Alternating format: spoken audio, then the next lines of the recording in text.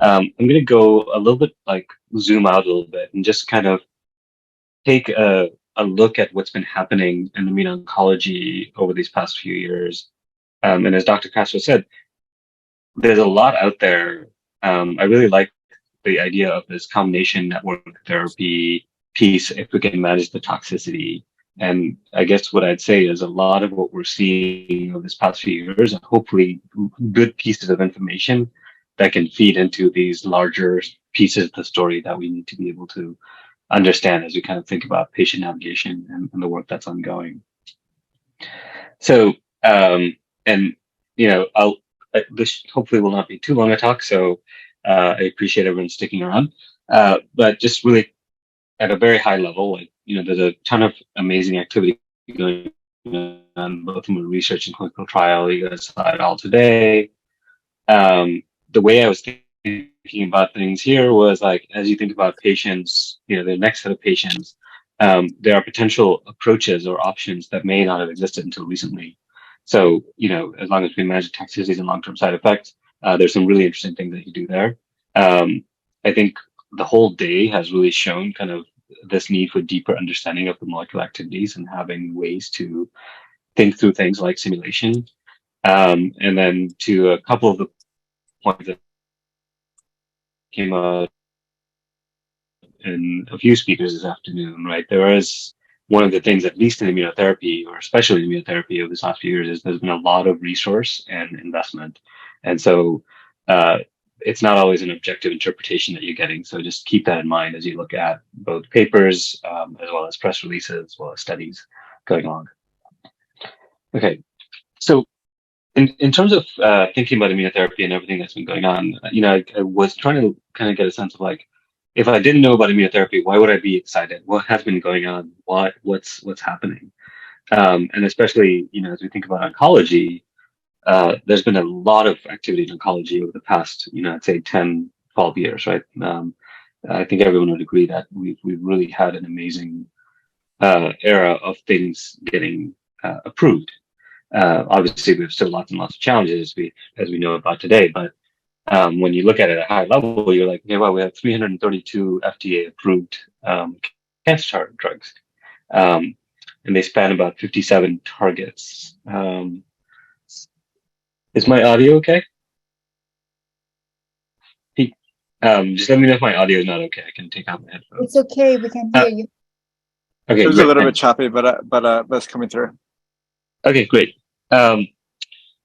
So if you went and looked at just, again, this is a paper from about a couple of years ago, we had about 332 FDA-approved cancer drugs. They were spanning about 57 targets.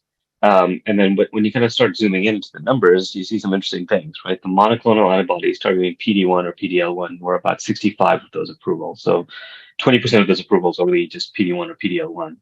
And then PD-1 was the most frequent target of all approvals, 49 approvals there. And then if you think about what kind of classes of drugs these are, most drugs that have been approved have either been small molecules or monoclonal antibodies. Certainly, we've heard a lot about CAR T cells and everything going on in cell therapy and bispecifics. Those are all coming, but right now, if you look at this data, you would see that that's about 78% of the class of approvals is small molecules and monoclonals. The most kind of striking and kind of surprising of all of this data to me was that if you actually looked at the drugs that were approved, only about 16% are based on a new mechanism of action during this time. And that was going across about 50 different biological targets. So even if you had 332 approved drugs, 16% was really about novel mechanism of action. Everything else was either a next in class or it's the next stage of approval for the same drug. And so really kind of like honing on the point that if you have a new mechanism of action or new targets, that's going to really yield a lot of excitement in the field. And that's really what happened with immunotherapy over these past few years, right? So we all of a sudden we had something like PD-1, CTLA-4, we're starting to use cell therapy. And even though it's still early days in some ways, because there are new ways of doing something, you're seeing a lot of excitement in the field. Now, that's not to say that it's the end all be all of everything. It just seems to be the way the field works. And certainly our last few talks have highlighted that we're doing a lot and we're putting stuff out there, but it seems very incremental in the way we think about our designs and go through them. So immunotherapy, as you guys know, I don't need to spend too much time about telling you what immunotherapy is. I think we've seen enough on the talks, but just at a very high level, it's been successful in over 20 types of cancers at this point. There's a variety of different sites. I picked the cancer CRI site, cancerresearch.org. You can go and learn more about each of them and kind of what's going on. And then the types of immunotherapy treatments you see out there, very high level fall into these categories: immunomodulators, targeted antibodies, cancer vaccines, oncolytic viruses, and cell therapy. And just kind of give you a lay of the land. Here's kind of where things are in terms of an FDA approval at this point. So we have about 16 FDA approved immunomodulators. 9 of them are checkpoint inhibitors.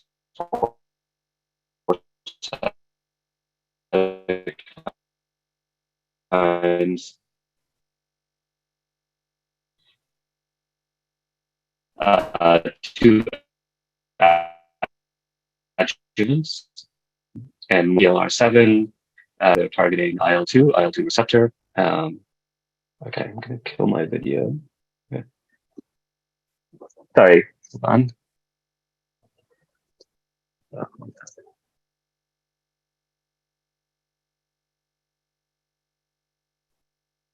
All right, Nikesh, let's see if that gives you a little bit more bandwidth without the video.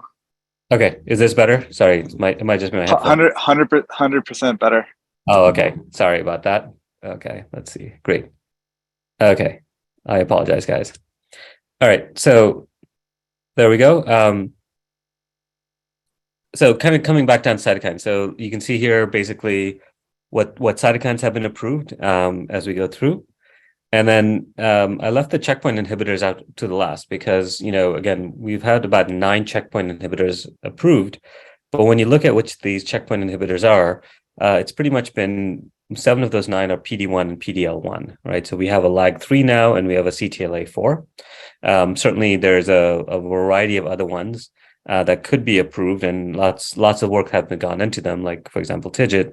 But it's still early days, or they haven't quite worked the way we think they should. But the amazing thing has been on the flip side of this is that we are seeing these inhibitors work not just in one disease, but across a lot of different diseases, right? So on the right here, you're seeing the inhibitors across a variety of different diseases: breast, head and neck, lymphoma, renal cancers, etc. And we heard some in the talks this morning.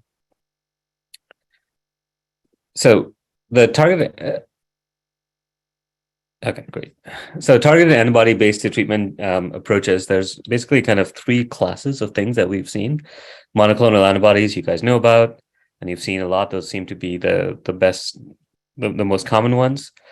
We heard again this afternoon about antibody drug conjugates. So kind of this idea about can we take an antibody, can we take an anti-cancer drug and use the antibody to deliver the anti-cancer drug to the right place. And then bispecific antibodies are also kind of coming into play, which is the idea of having 2 different antibody fragments so you can bind to 2 different proteins at the same time. And those are getting pretty interesting as you think about this. One of the ways I like to think about this in terms of mental maps is, again, these are all things that are now available and ways to look at how to think about attacking the particular biology of different targets or different indications as we go through. In terms of vaccines, the vaccine play has been certainly an interesting time in a variety of different places. You heard some about neoantigens earlier today. The ones that are really approved from an FDA perspective, are in cervical cancer with HPV and HPV, and kind of some therapeutic cancer vaccines, which were approved actually a while ago. And I'm not quite sure where effectiveness sits right now. But at least if I look at it from an FDA approval lens, these are the ones that you're going to be seeing out there. Personalized neoantigen vaccines, again, you guys have seen some talks today, as well as a lot of interest in figuring out how do we do that? What do we do? and how do we bring those in specifically. And happy to talk more about those as we go along, but there's not really an active area of work.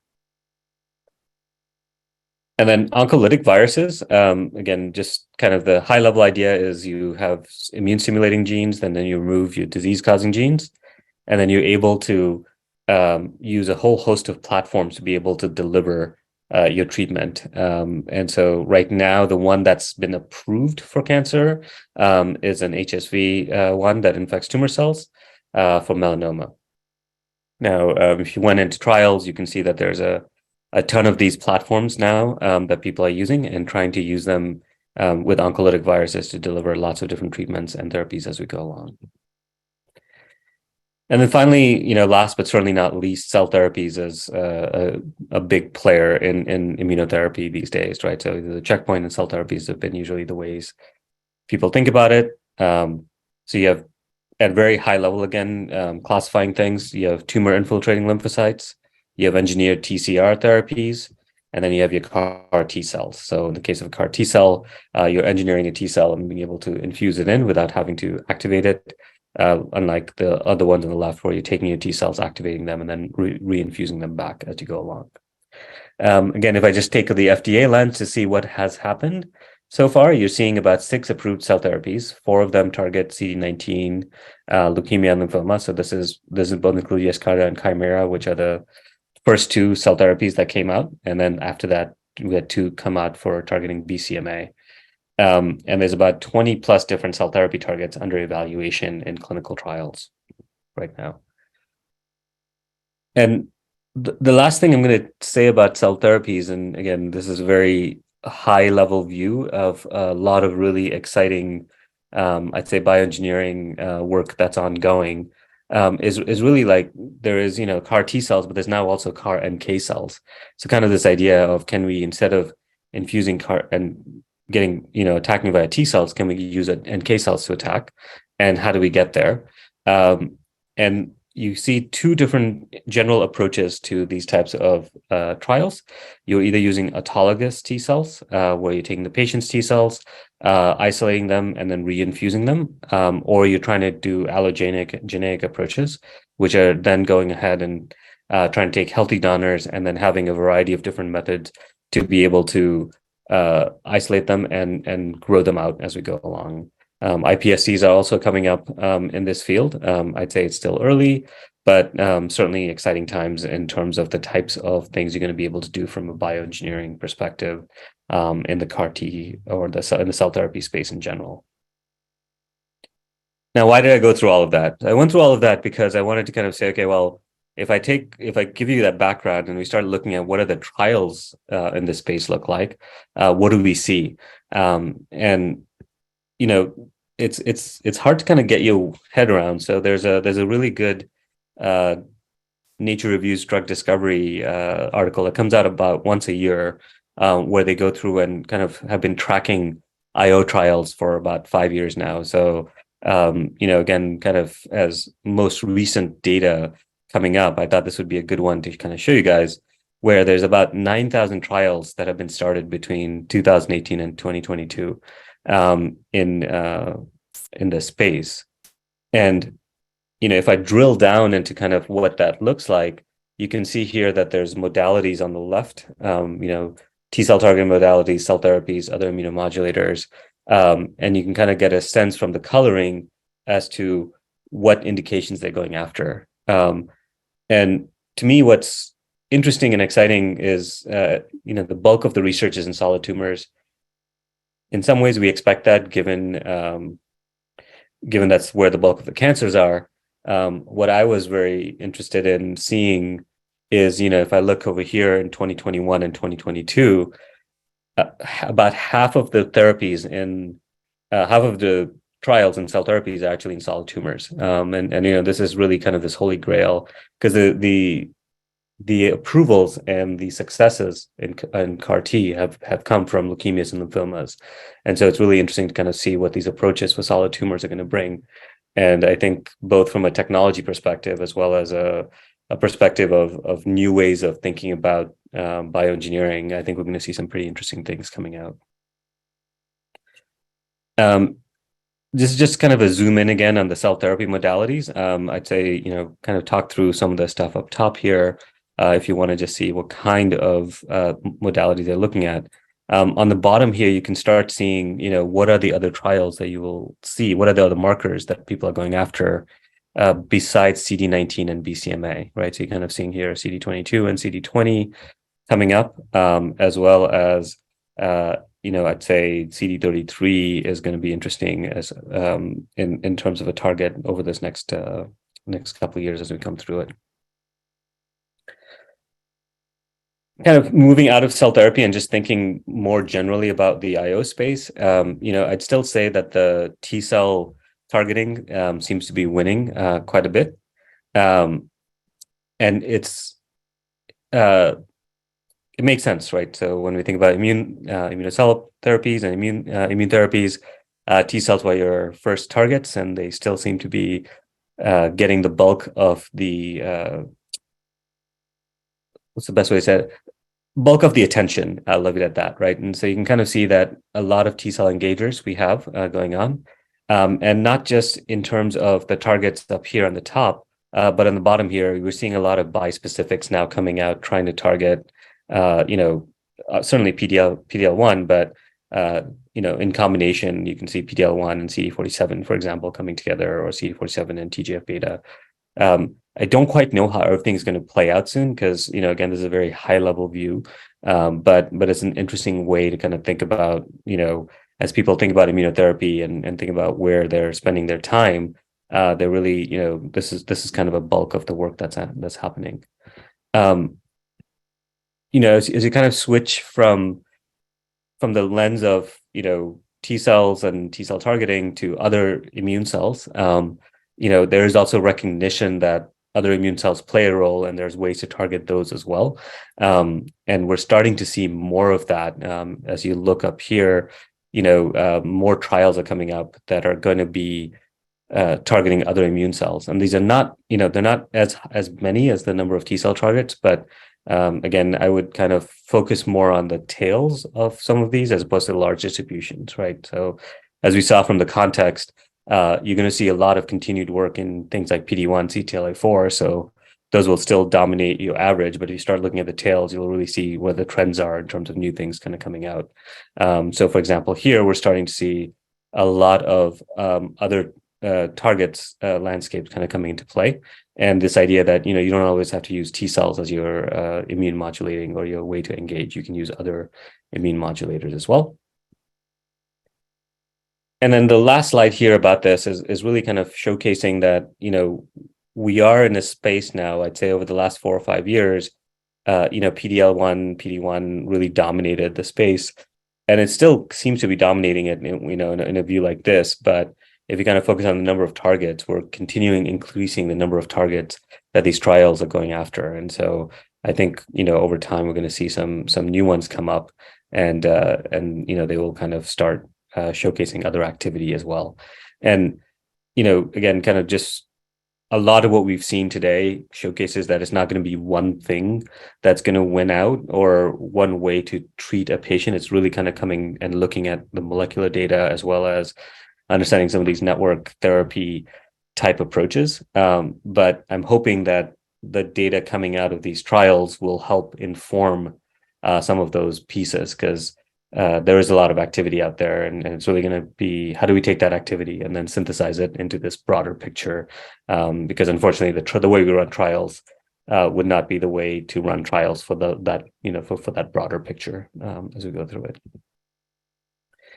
So I'll end with some just highlights from ASCO. ASCO, as you guys know, it just happened last week or recently, and I kind of combed through some of the pieces to see what was being talked about and what kind of people came with.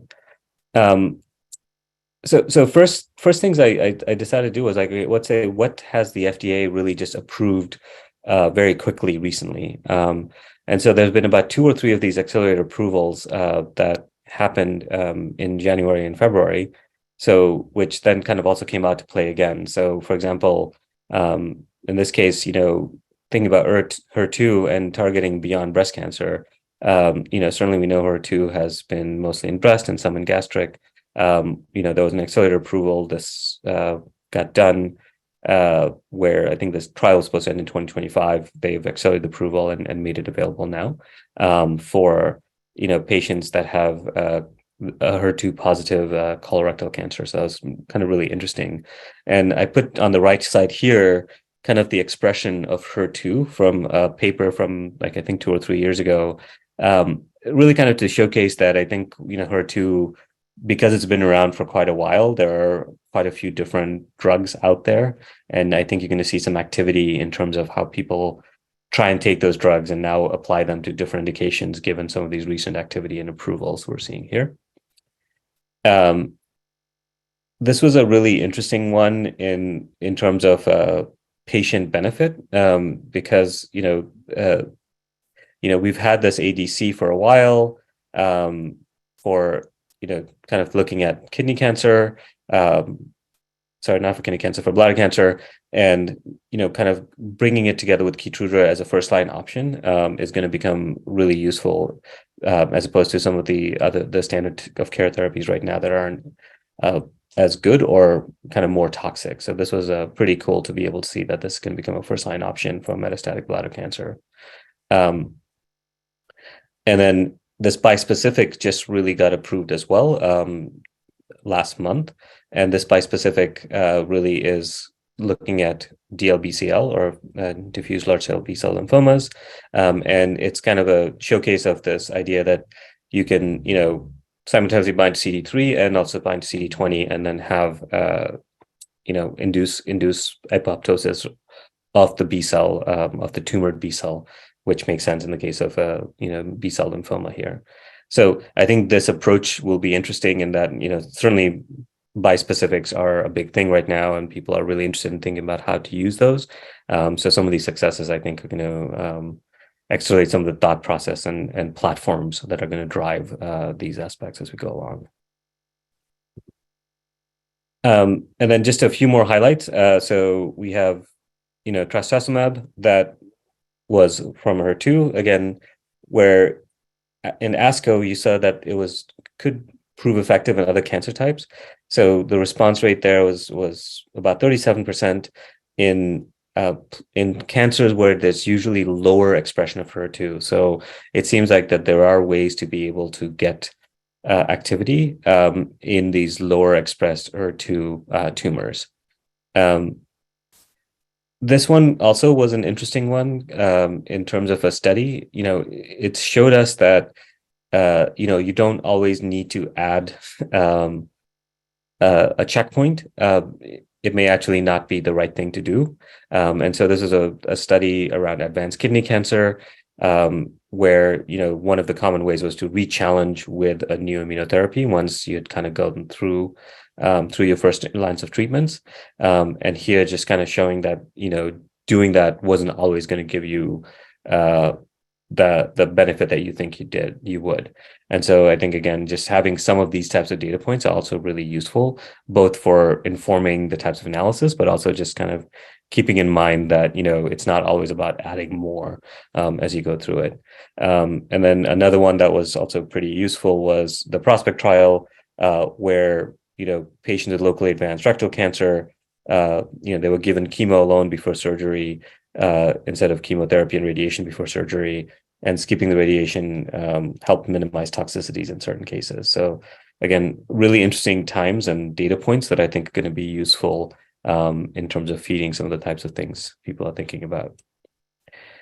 And then one thing that got a lot of press, which I think is interesting, but I haven't wrapped my head around yet, was Tagrisso, which showed that if you take that pill after you'd had your surgery done for your EGFR and non-small cell lung cancer, it reduced your risk of death by 51%.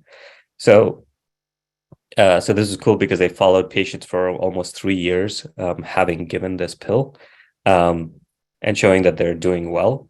So what's interesting about that is like target therapies, which tend to be second or third options after standard of care, may show that you might be able to move them earlier What I don't have a good sense on is that, and I haven't looked at the paper long enough where, should it have been shorter or longer in terms of how long the patients received the pill? Like if they'd only received it for 6 months, would it have been okay?